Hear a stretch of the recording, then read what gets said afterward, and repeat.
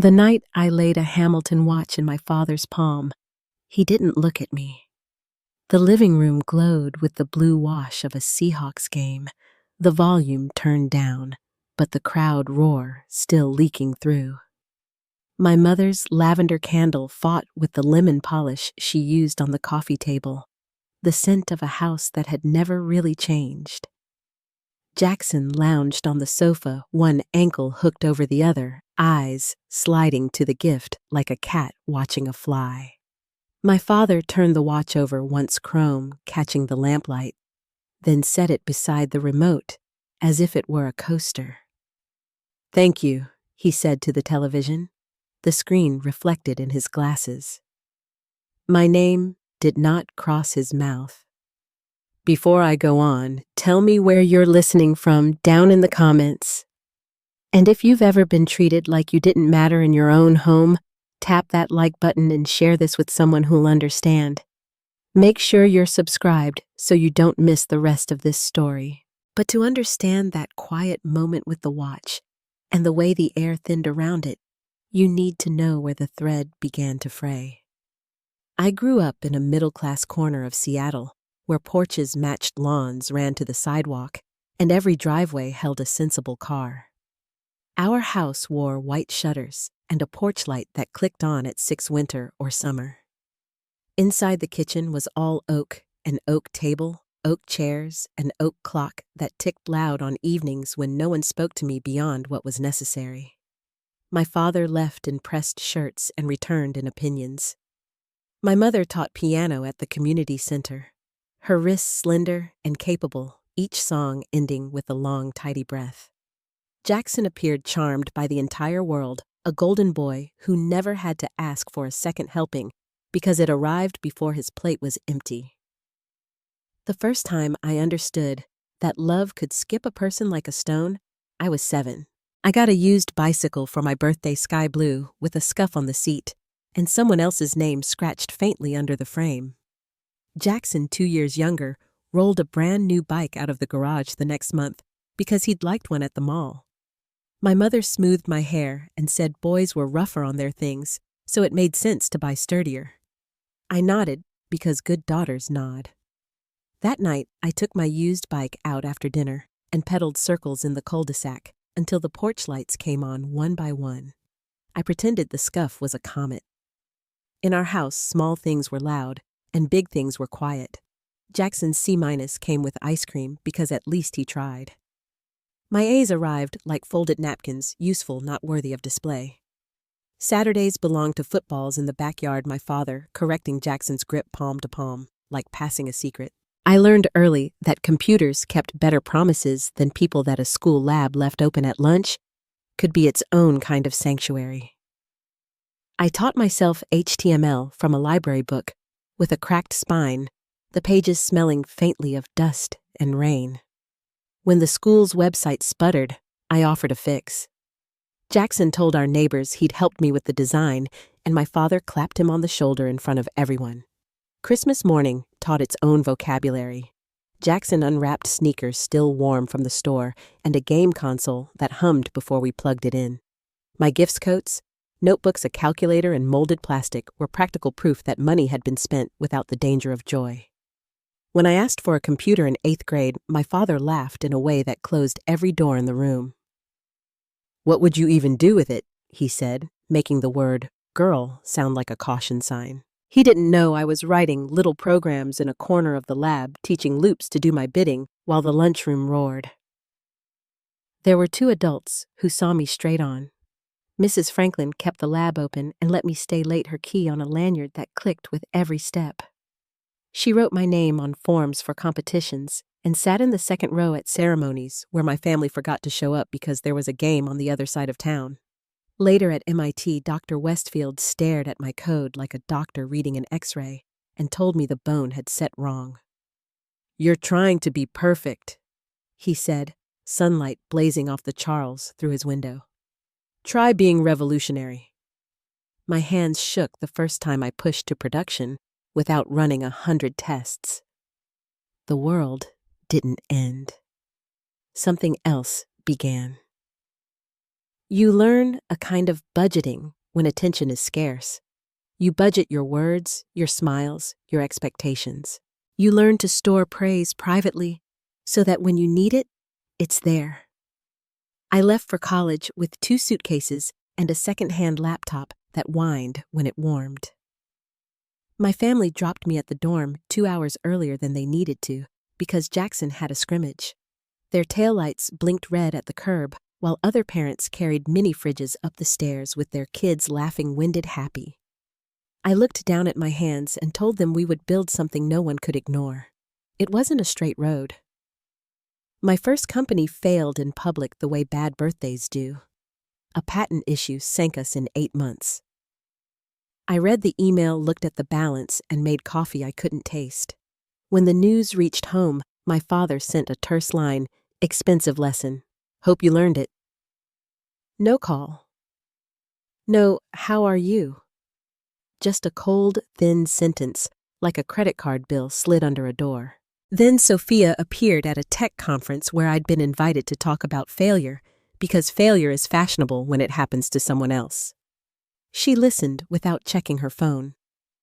"Your algorithm is brilliant," she said, the confidence in her voice surprising me more than the word itself. We started small late nights in a rented office above a florist, the air sweet, and a little rotten by closing time. We built a platform that could personalize without hoarding people's lives. Clients came not because of the mood board or the pitch deck, but because the thing worked and didn't steal. We hired carefully. We argued quietly and ended most days with takeout eaten from the cartons at our desks, steam fogging the windows while rain worked the glass. Years passed. The company grew in sensible steps. We painted the new office a color that didn't tire your eyes by 3 in the afternoon. We learned the names of the baristas downstairs and watched the seasons change in the reflections of the buildings around us. Then a door opened. We hadn't expected global tech, a skyscraper with a view like a reward. 3 months of proposals and revisions, and those rooms where 18 faces decide if they believe you. The morning they said yes, my knees went out from under me. I laughed on the carpet while our team cheered, and Sophia wiped at her eyes and said, "Of course." $10 million. It wasn't just money. It was a sound like something finally clicking into place after years of grinding. I should have poured champagne and called it a night. Instead, I drove north through a wet gray afternoon toward a house that had been my shadow. I stopped downtown for gifts, which sounds like a cliché until you're the one buying them. The watch for my father because he favored impressive objects. A gold bracelet with a single small diamond for my mother because she liked delicate things. A top-of-the-line laptop for Jackson because he had called last month to complain that his firm's machine was slow. It felt like a bridge I could lay plank by plank. It felt in the way self-delusion sometimes does like a plan. Their house looked the same. White shutters, square hedges, a porch light that clicked on before the sky was truly dark. In November, you can hear rain before you feel it, the gutter's quiet throat, clearing the driveway's first scattered pinpricks. My mother opened the door and blinked at me like she'd stepped into a theater and found the wrong film playing. "Lula," she said, one hand on the frame. "Is everything all right?" The bracelet box was cool in my pocket. "Everything's good," I told her. I wanted to share some news. Inside, the winter smell held lavender and lemon, and the TV's pale light kept time. My father muted the game, but didn't look away from it at first. Jackson lifted his chin in my direction and went back to his phone. I swallowed and set the ceremonial check on the coffee table, the numbers gleaming under the lamp. "We signed with Global Tech," I said, my voice steady and bright, in a way I had practiced on investor calls. 10 million over 3 years. We're expanding. Silence settled with its coat on. My mother smiled in the way some people smile when a neighbor's dog has a new trick. My father reached for the remote and asked how many years his eyes now on me, but not warm. Jackson's mouth tugged sideways. We moved to the dining room, the oak table, the familiar scuff on the floor where a chair had always rocked under Jackson and never under me. Steam rose from the casserole, little puffs catching the overhead light. I placed the bracelet on my mother's plate, the watch by my father's water glass, the laptop on the chair where Jackson always sat. For a beat, the room softened. My mother's fingers trembled as she fastened the clasp. My father turned the watch face upward like he might wear it. Jackson slid the box lid under his palm and exhaled a single wow that were the first 3 letters of what I had wanted all my life. Then the air shifted the way it does before a storm. The questions came like receipts. Was I sure I should be spending? Had I accounted for taxes, salaries, office rent? Did I think diversity quotas had helped? It wasn't anger at first. It was something thinner, like drizzle that still soaks you through. I answered gently, because that's how you talk to a house that has never learned to hear you. I said the projections were solid, that the first transfer hit soon, that we built the product for this moment. Jackson snorted softly and leaned back, chair balanced on 2 legs. His smile didn't reach his eyes. These are the moments that teach you where love ends. Not with slammed doors, not with curses you can quote later, but with the quiet shrug that says you are a rumor even in your own story. I saw again the used bike, the empty folding chair at award ceremonies, the way my father's mouth would flatten when I said the word computer, like it was a guilty pleasure. I felt how long I had held my breath in this house without noticing. When dinner ended, I stood to take my plate to the sink, and Jackson rose too, the scrape of his chair loud against the floor. The hallway was narrow, the family photos marching down one side in neat black frames, Jackson under stadium lights. Jackson in cap and gown. Jackson in a suit that made him look older than he was. There was one of me at 6 at the piano with my mother, my hands hovering over the keys like I'd been caught and told to smile. I could feel the cool of the banister under my palm, the wood polished smooth by years of other hands. Rain ticked harder against the windows. Somewhere in the living room, the muted game erupted and died again. Leaving already, Jackson asked, stepping close enough that I could smell the aftershave I'd bought him on a different Christmas. His tone was light, his eyes measuring. You always do. I kept my palm on the rail. The house listened. My father's footsteps paused in the doorway like a period waiting for its sentence. My mother's bracelet clicked softly as she folded her hands. I drew a breath and tasted lemon lavender and something metallic in the back of my throat I couldn't name. Not yet, I said, and the next second the one I didn't know would divide everything hung between us, waiting. Jackson's voice was still hanging in the air when the world tipped. I remember the way his hand caught my shoulder, his fingers tight enough to burn, and then the sudden loss of balance, the rush of space, the helpless slide into nothing.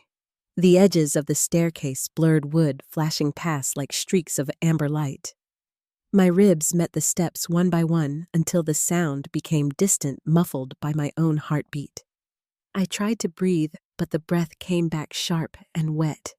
Then everything went white. When I woke again, the light above me hummed. The ceiling was a square of cold fluorescence, and every blink hurt. Tubes ran along my arm, and something steady and rhythmic beeped beside me. I turned my head, expecting to see my mother's face, maybe Jackson pacing in guilt. But there was no one, just a curtain pulled halfway closed and the sterile smell of antiseptic.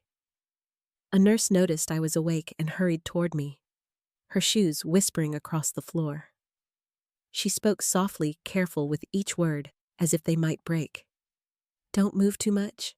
You took a serious fall.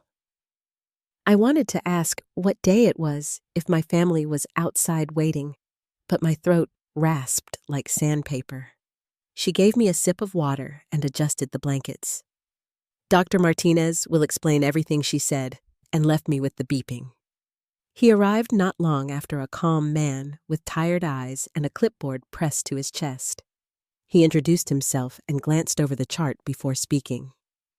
Miss Walker, you've sustained several injuries: 4 broken ribs, a fractured femur, a dislocated shoulder, and a concussion.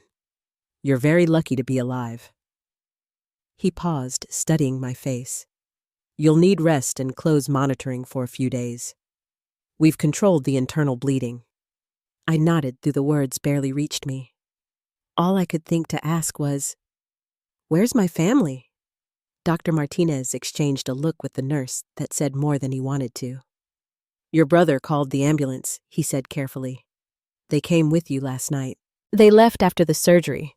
I tried to make sense of the idea that they'd simply gone home while I lay cut open under hospital lights. The edges of the room began to tilt again, not from painkillers this time, but from something colder. Hours blurred into one another. Nurses came and went, adjusting lines and measuring my pulse. No one else came. Each sound from the hallway made me turn toward the door, half expecting my mother's perfume or my father's heavy footsteps. None of it arrived. By the second night, I stopped expecting. When the door finally opened near midnight, I almost smiled. My father stood there still in his dark coat, his expression unreadable. He didn't come near the bed. The machines reflected in his glasses as he spoke. Jackson told us what happened, he said flatly. How you accused him of sabotaging your career, how you attacked him at the top of the stairs. My voice broke before the words did. He pushed me. His eyes hardened. Jack has never been violent. You, on the other hand, have a history of overreacting. I tried to lift my head, but the pain forced me back into the pillow. You think I did this to myself? You came into our home, flaunting your success, stirring up old resentments. You made a scene, and now you're here. Actions have consequences. The monitors began to quicken, a chorus of soft alarms. He didn't flinch. Maybe this will teach you something about humility, he said, then turned and left. The door closed with a whisper that sounded final. I stared at the ceiling until the tears blurred the light into one long smear. The pain in my leg pulsed with my heartbeat, but the greater ache came from somewhere deeper. My father's words repeated until they hollowed out every part of me. You deserve this. The days that followed felt suspended in gray. Nurses adjusted my bandages and offered small smiles they hoped would help. I thanked them out of habit. Every time the door opened, my heart betrayed me with a small leap that ended in disappointment. My family had vanished, as if I'd never been theirs. On the morning of the third day, Sophia appeared. Her hair was pulled back, her face pale with worry, her eyes already full of tears she tried not to shed. She took my hand carefully, avoiding the IV lines. Oh, Lula, she whispered. What happened? I told her everything. The dinner, the insults, the moment at the staircase. She didn't interrupt or ask for proof. She simply listened, her thumb tracing small circles against my palm. When I repeated my father's words, her mouth tightened. That's unforgivable, she said quietly. But you're not alone now. From then on, she came every morning and stayed until the nurses asked her to leave at night. She brought my laptop, answered messages from our team, and spoke to Global Tech so I wouldn't have to. When she read Mr. Thompson's note aloud, his promise that the contract would stand no matter how long my recovery took, I tried to feel relieved. But joy and grief don't share space easily. Dr. Martinez stopped by, often checking charts and offering careful encouragement. He told me the surgery to set my femur would be necessary soon and that my recovery would take months. When I asked whether I'd walk normally again, he hesitated. With time and therapy, he said, but there will be limits. One evening, when the ward had quieted and only the hum of machines filled the dark, Nurse Sarah pulled a chair beside my bed. She had been the one adjusting my IVs since admission. Steady hands, calm voice. She waited a long moment before speaking. I probably shouldn't say this, she began, but I've seen families do what yours is doing. They hurt someone, then leave them to carry the shame alone. Her story came out in pieces, a sister who pushed her down a flight of concrete steps when they were teenagers, a family who pretended it never happened. She looked at me the way people do when they've survived something similar. It gets better, she said. You'll build a life far from them, one they can't reach. I held on to those words in the long hours when pain blurred everything else. On the 5th day, just after sunrise, the door opened again. My mother stepped in first, her face pale and drawn. My father followed, then Jackson. The sight of them sent a tremor through my chest, the monitor betraying it with frantic beeps. Dr. Martinez tried to intervene, but my father's tone left no space. We won't be long, he said. They stood in a line at the foot of my bed, perfectly composed, as if posing for a family photo. Jackson looked untouched, not a bruise or bandage in sight.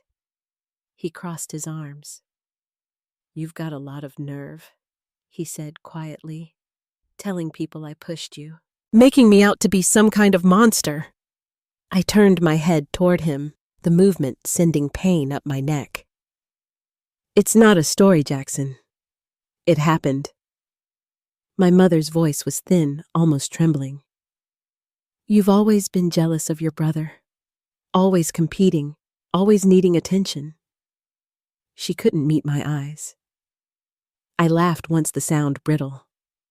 Jealous, I've spent my whole life trying to earn the smallest bit of what you hand him without asking. My father stepped closer. Enough.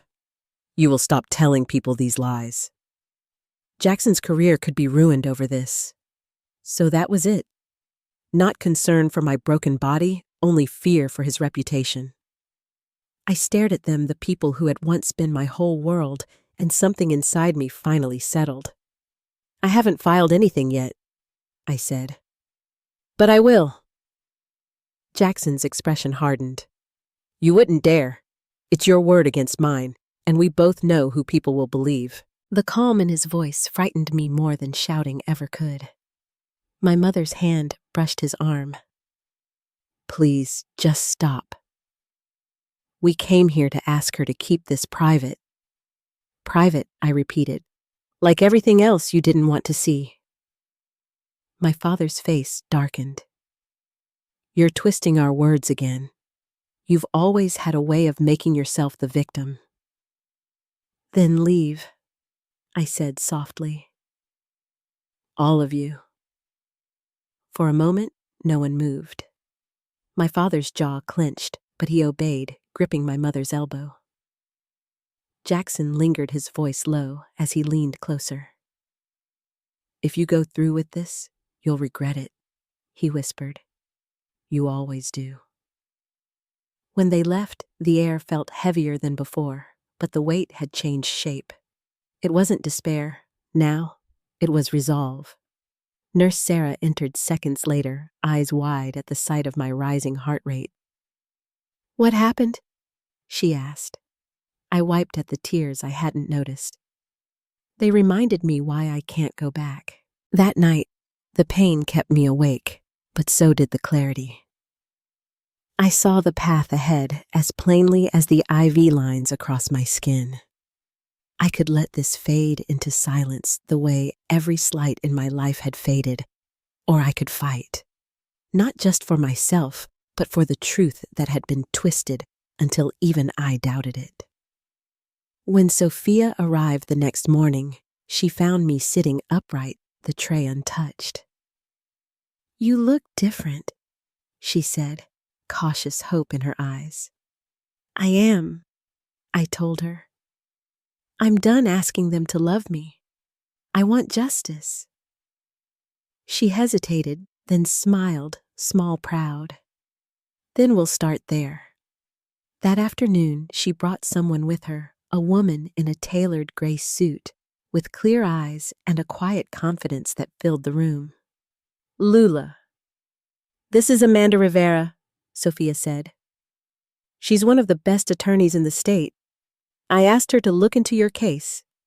Amanda sat beside me, notebook in hand, her tone calm but direct. "I've read the hospital reports. From what Sophia described, you have grounds for both criminal and civil action." She asked about the house, the staircase, the argument. When she mentioned the possibility of security cameras, I felt my breath catch. "Yes," I said slowly.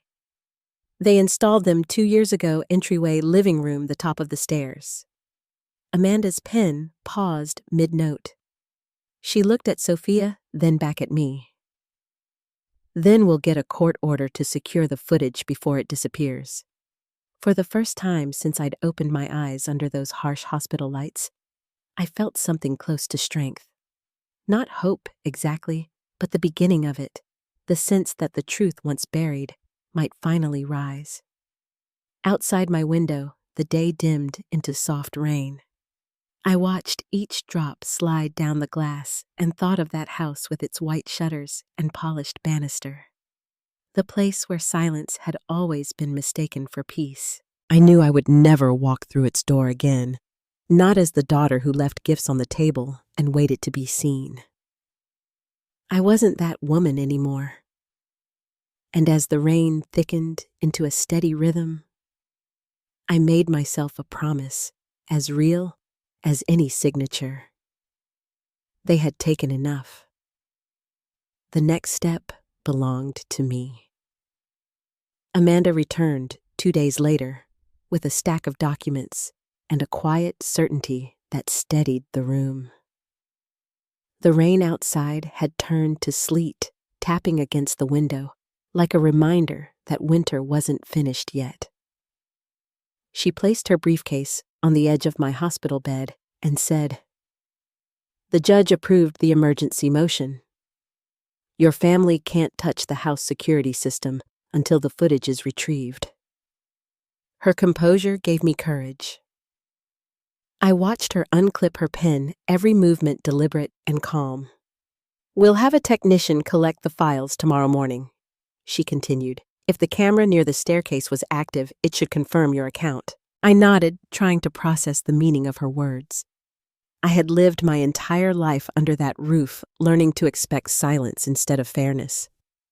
Now the same house might hold the truth I needed to start over. Sophia leaned against the window, arms folded, watching the sleet trace silver lines down the glass. "We'll be here for whatever comes next," she said softly. The days between her visits stretched long and strange. Physical therapy had begun painful, humbling work that left me sweating through hospital sheets. The rod in my leg felt heavy and unfamiliar, like a secret no one could see. Each night, when the ward lights dimmed and the hallways settled into quiet, I rehearsed what I might say if I ever faced my family again. The words came sharp at first, then softened into something closer to resignation. When Amanda returned with the flash drive, I saw it in her eyes before she spoke. "We have it," she said.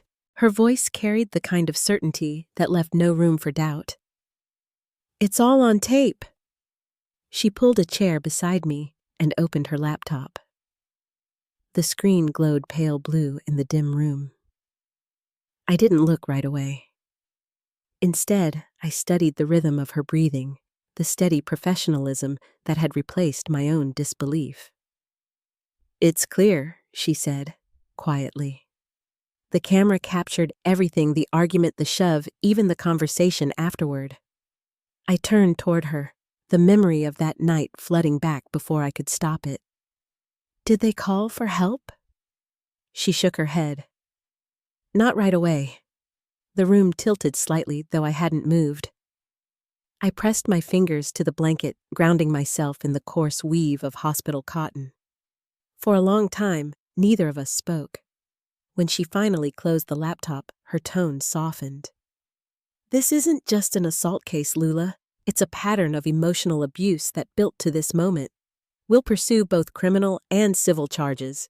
I met her gaze and said what I'd been too afraid to say aloud.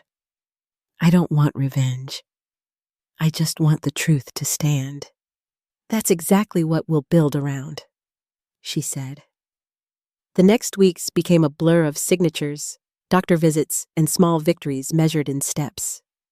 Nurse Sarah helped me relearn balance, one hand gripping the metal rail, the other hovering in midair like a wing not yet sure of flight. Sophia rearranged my apartment before I returned home, setting up a temporary hospital bed in the living room so I wouldn't have to climb stairs.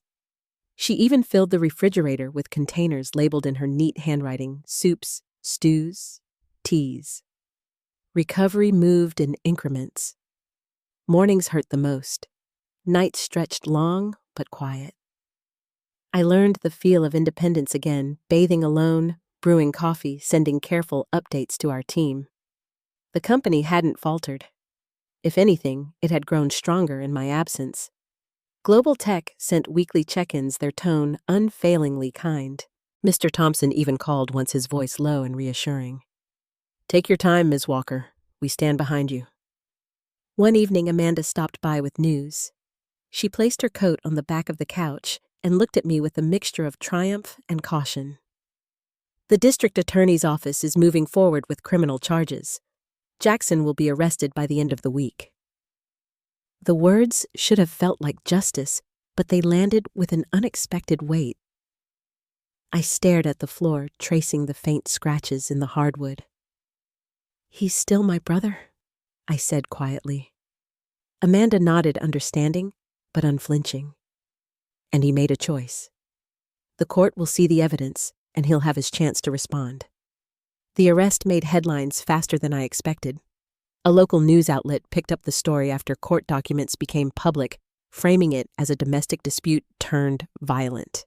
The coverage blurred truth into something distant, but the video changed that.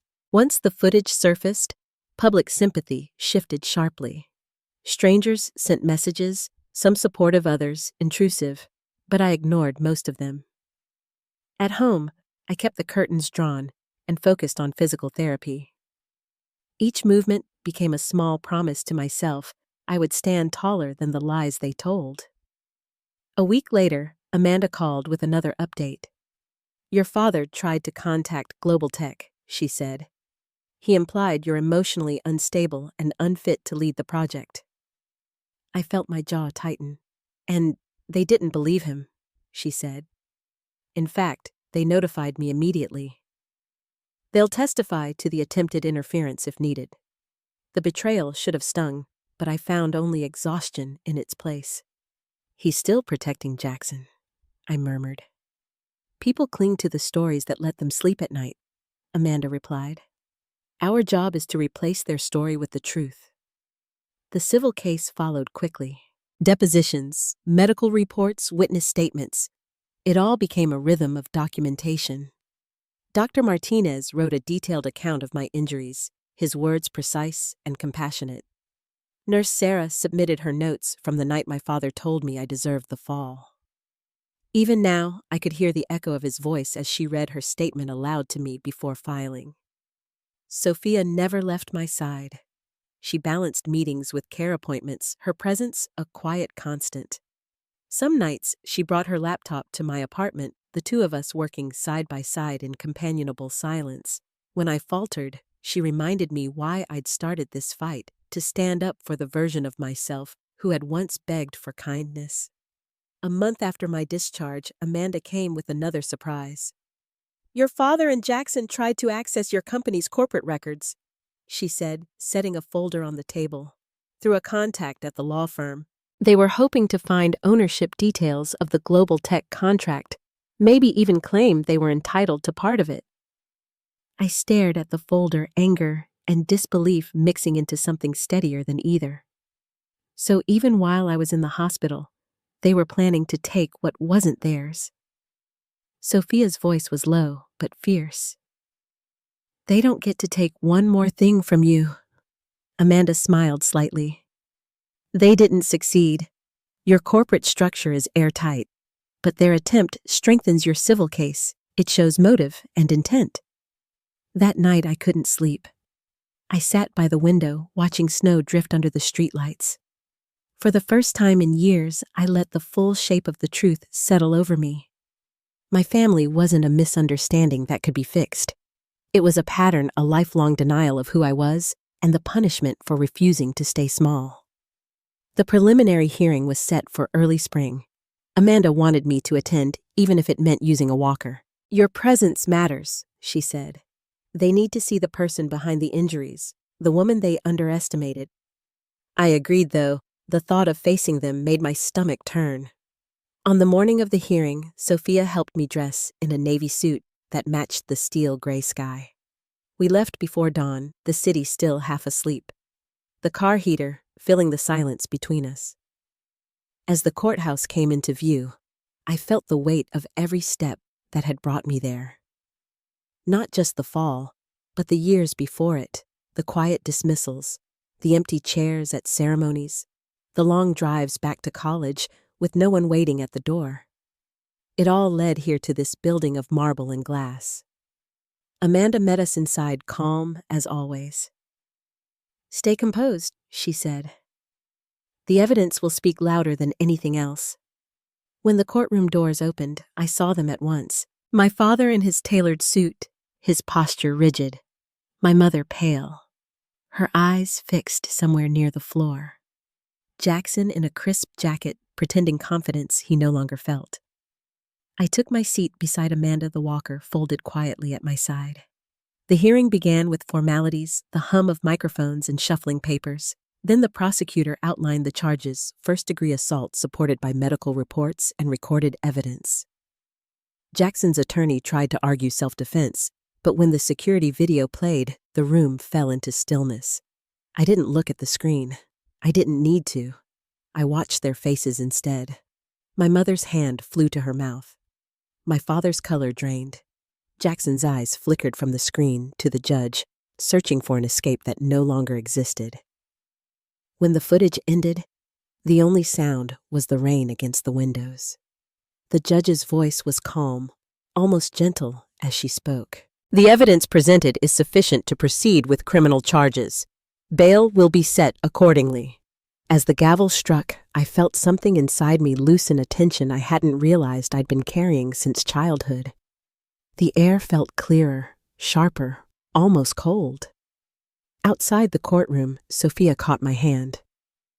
You did it, she said, her voice trembling slightly. I shook my head. We're not done yet. No, she said, smiling through tears. But today, you stopped them from rewriting what happened. We stepped into the rain together. It fell in slow, silvery sheets, soaking through the pavement and washing the last of winter from the air. Somewhere deep inside, beneath the exhaustion and ache, I felt the first quiet pulse of freedom. It wasn't triumph or relief, just the soft beginning of something that might one day become peace. When the trial finally began, the air outside the courthouse carried the smell of wet stone and early spring. Reporters stood in small clusters along the steps, microphones tucked under their coats against the drizzle. I could hear the faint hum of cameras before I even stepped out of the car. Sophia held the door for me and offered a quiet smile that steadied my nerves more than any pep talk could. Inside, everything was marble and echo. The corridors smelled faintly of coffee and floor polish. Amanda walked beside me, calm as ever, carrying a briefcase full of evidence that no one could twist or deny. We'd rehearsed every possibility, every question Jackson's defense might throw my way. Still, the thought of sitting across from my family under oath made my hands tremble. When we entered the courtroom, they were already there. My father sat upright, his jaw set in that familiar expression of control. My mother's hair had gone gray at the roots, and her hands fidgeted in her lap. Jackson looked confident, his attorney whispering something that made him almost smile. For a second, I saw the boy he used to be, the one I'd once tried to impress, but the feeling vanished as quickly as it came. The judge entered, a tall woman with a calm voice that filled the room without effort. The jury filed in quietly, their faces unreadable. The prosecutor began with the video, the one that had changed everything. The footage played on a large screen at the front of the room, sound and image sharp enough to cut through any denial. It showed Jackson's hand on my shoulder, the shove my body tumbling down the stairs. It showed the way he hesitated at the top before calling for help, and the moment my father said the words I could never forget. "We need to get our story straight before we call an ambulance." No one in the room moved. Even Jackson's attorney lowered his gaze when the video ended. The prosecutor's voice was steady. This footage, combined with the victim's medical reports and witness testimony, shows intent negligence and conscious abandonment. Amanda leaned close and whispered, "You're safe. They can't rewrite this anymore." When it was my turn to speak, the clerk handed me the oath card. My voice wavered only once. I told the jury about that night, not in anger, but in detail. The dinner table, the way my father turned up the television instead of meeting my eyes, the sound of rain against the windows as everything fell apart. I described what it felt like to wake in the hospital and realized that no one had stayed. The defense tried to paint the incident as a tragic accident, a misunderstanding between siblings. Their attorney asked if I'd ever raised my voice that night, if maybe I'd turned suddenly, causing Jackson to lose his balance. I met his eyes and said simply, "No." He looked away first. Then Nurse Sarah testified. She described the night my father visited my hospital room, how he said I deserved what had happened. Her tone was calm, almost clinical, but I could hear the faint tremor beneath it. When she finished, the judge thanked her for her professionalism. Dr. Martinez followed, explaining my injuries and how their pattern indicated force, not a stumble. He spoke with quiet authority, every word measured and certain. My father's eyes stayed fixed on the table. When the defense called Jackson, the room grew tense. He stood at the witness stand, hands folded, wearing the same charm that had carried him through life. He said he'd only tried to steady me, that I'd slipped in anger. He said he loved his sister. He said he never meant for anyone to get hurt. Then Amanda stood. Her voice was even, but her words carried weight. "Mr. Walker, if you loved your sister, why did you wait almost 3 minutes before calling for help?" Jackson's throat tightened. "I panicked," he said. "And why?" she continued. "Did you tell your parents you were defending yourself from an attack when this footage shows otherwise?" He hesitated. I was confused. Amanda stepped closer, holding a printed transcript of the video's audio. "And when your father said, 'We need to get our story straight,' what did you tell him?" Silence. The courtroom waited. I don't remember he finally said, but his voice had lost its shape. When Amanda returned to our table, she placed her hand briefly over mine. "He just told them everything they need to know," she whispered. By the time closing arguments ended, I was too drained to feel relief. The jury deliberated for 3 hours. I watched the light shift through the tall windows, painting lines across the polished floor. Sophia sat beside me, her hand steady on my arm. When the jury returned, the foreman stood with a folded slip of paper. The judge read it aloud, her tone formal but unmistakably firm. "We, the jury, find the defendant Jackson Walker guilty of assault in the first degree." My breath left me in a quiet rush. Jackson's shoulders fell. His parents both reached for him, but the bailiff stepped forward before they could touch him. The judge continued, her voice steady as stone. "Sentencing will be scheduled within 30 days. The defendant will remain in custody." Bail revoked. My father made a sound, half disbelief, half grief, but said nothing. My mother's face was streaked with tears. As Jackson was led away, he turned, once eyes searching the room. When they met mine, there was no hate, just a hollow confusion, as if he'd finally realized the weight of everything that had come undone. Amanda guided me out before the reporters could rush in. The hallway smelled of rain and old wood polish. I could hear the faint thunder of footsteps on the courthouse steps, but it felt far away. In the weeks that followed, the silence from my family was absolute. Amanda finalized the civil settlement, securing a written apology and formal acknowledgement of wrongdoing from my parents. The amount was large, but it felt symbolic compared to those few typed pages. I read the letter once and then set it aside. Sophia suggested we take a break before deciding what to do with the settlement. I spent that time focusing on walking again each session, another small reclaiming of strength. The physical therapist, an older man named Richard, pushed just enough to make progress feel like triumph. When I finally managed a steady pace without the walker, he smiled and said, "There you go, one step at a time." 6 months passed before I heard from my mother. Amanda called first to let me know she'd reached out through official channels asking to meet. I hesitated for days before agreeing. We chose a small cafe near the harbor neutral ground, quiet and open. She arrived early, sitting by the window with a cup of tea she hadn't touched. Her hair had turned fully gray, and she looked smaller somehow, as if the years had settled differently on her. When she saw me, she stood uncertain, then sat again. "I don't expect forgiveness," she began. Her voice trembled at the edges. "I just need you to know that I'm sorry. For everything."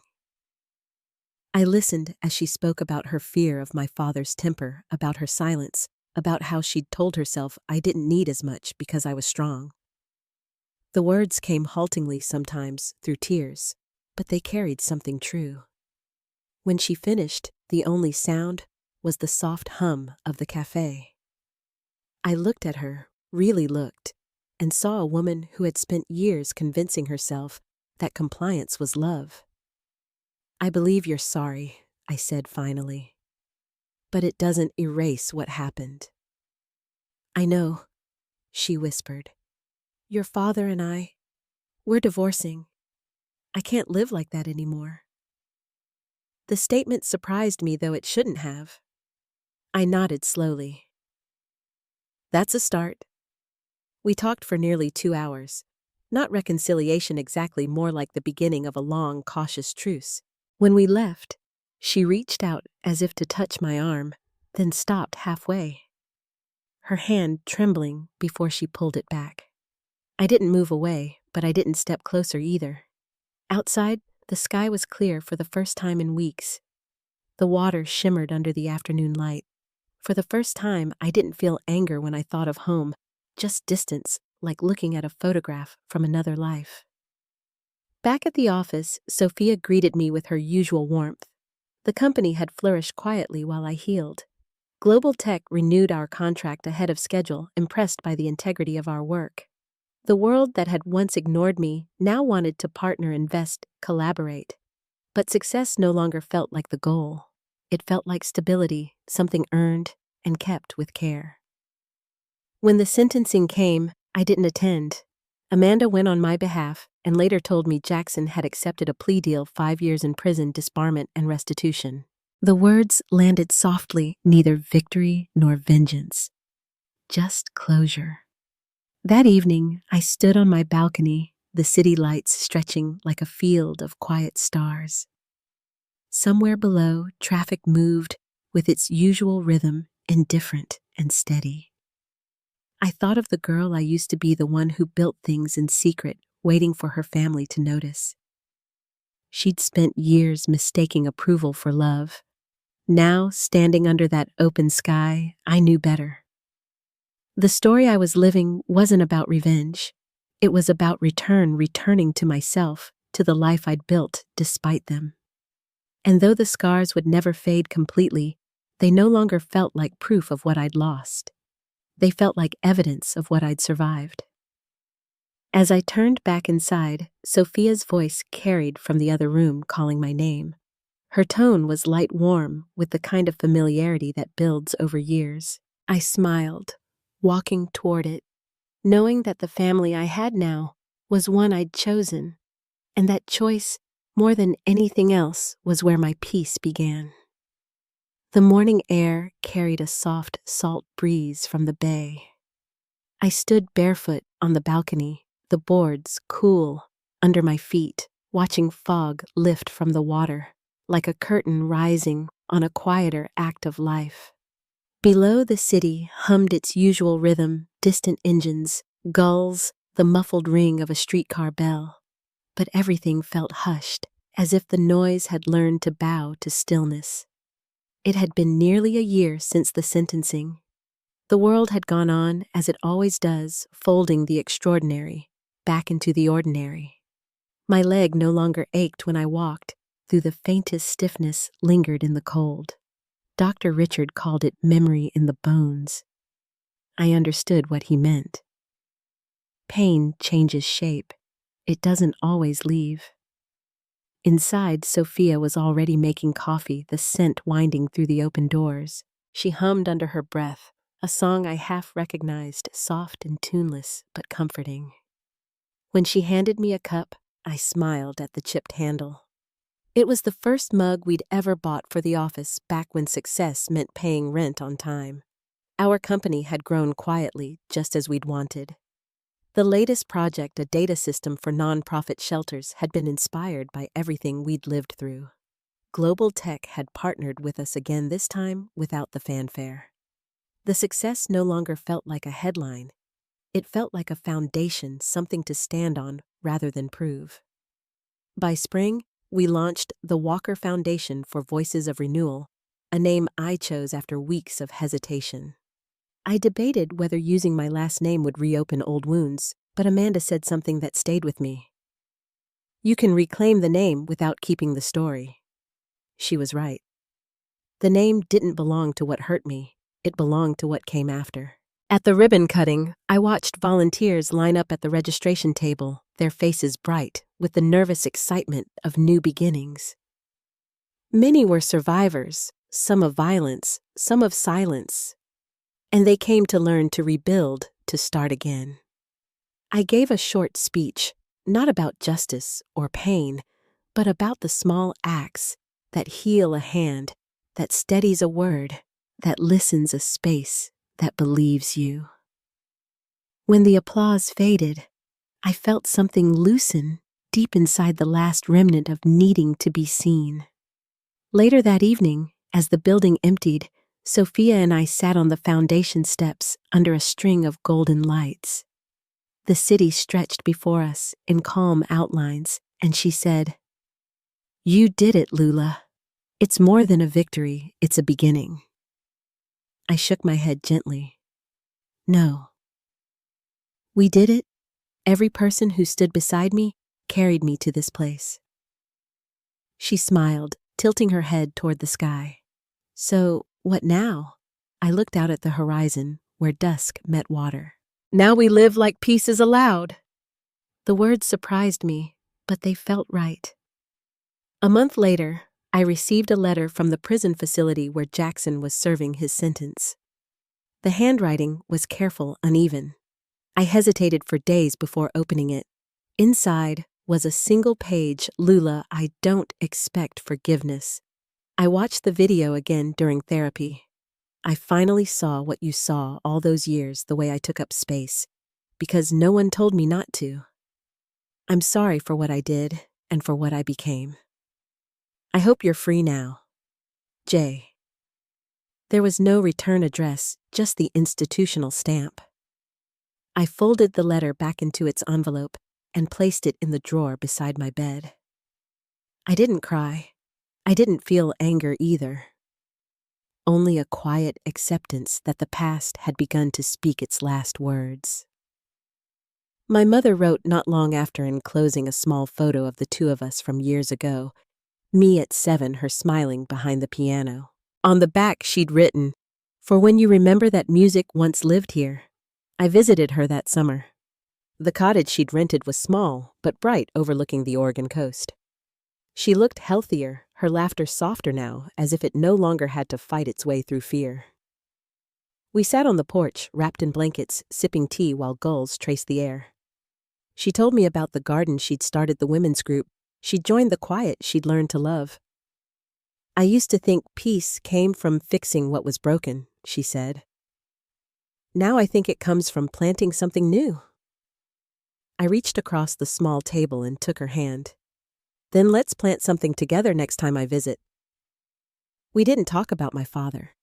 I didn't ask, and she didn't offer. Some silences don't need filling. They just need to rest. By autumn, the foundation had expanded to 3 cities. We hired counselors, therapists, and educators, each one carrying their own story of survival turned service. Amanda continued to advise us, her calm voice grounding every new plan. At the closing meeting one evening, she said, "You've turned pain into infrastructure. That's rare." I smiled. Maybe it's just what happens when you stop running from the truth. When I walked home that night, the city was lit with the soft glow of early October windows, shining gold sidewalks damp from a passing drizzle. I paused at a crosswalk, listening to the traffic hum, and thought how different this quiet felt. Not the silence of being unseen, but the kind that arrives after the storm, when the world exhales, and so do you. That winter, I returned to Seattle for the first time since the trial. The house on Whitman Street stood the same white shutters, neat hedges, porch light flickering faintly against the cold. The property had been sold months before. Through the windows I saw strangers' furniture, a child's toy near the steps, life moving on where ours had once stood still. I left a small envelope in the mailbox, no return address, no note inside, only the deed transfer papers I'd received after the settlement. They belonged with the house now, not with me. As I walked away, snow began to fall, slow and quiet, covering the driveway like a clean page. Back in Charleston, our new office overlooked the river. I'd chosen the space for its light, the way it poured in through tall windows at dawn, turning everything soft and gold. On my desk sat a framed photo from the foundation opening me Sophia and a group of volunteers smiling in front of the banner. Every morning, I'd arrive early, open the blinds, and let the sunlight stretch across the room before the others came in. That was my ritual now, no grand speeches, no lingering hurt, just light. Sometimes when the workday ended, Sophia and I would walk down to the pier. The air smelled of brine and cedar, and the water caught the fading sky like a mirror. One evening, as we leaned against the railing, she asked quietly, "Do you ever think about them anymore?" I thought for a long moment before answering. Sometimes, but not with anger. It's like remembering a language I no longer speak. She nodded, her hair catching the light breeze. That's how you know you're free. The sun slipped lower, a wide ribbon of orange and rose spreading across the horizon. I watched it fade and thought of all the versions of myself that had carried me here, the girl with the used bicycle, the woman in the hospital bed, the survivor in court. Each one had done her part, and each one deserved rest. Peace, I realized, wasn't a place you find. It's the decision to stop looking backward. The lights along the pier flickered on, one by one, casting warm halos on the boards.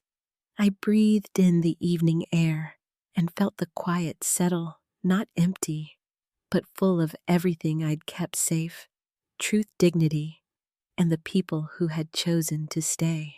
If this story spoke to you, tell me where you're listening from, down in the comments. And if you've ever had to rebuild your peace from the ground up, share it with someone who needs to hear it. Don't forget to like, share, and subscribe for more stories about quiet strength and second chances. Because sometimes the truest kind of justice isn't loud at all. It's the life you build after the noise fades.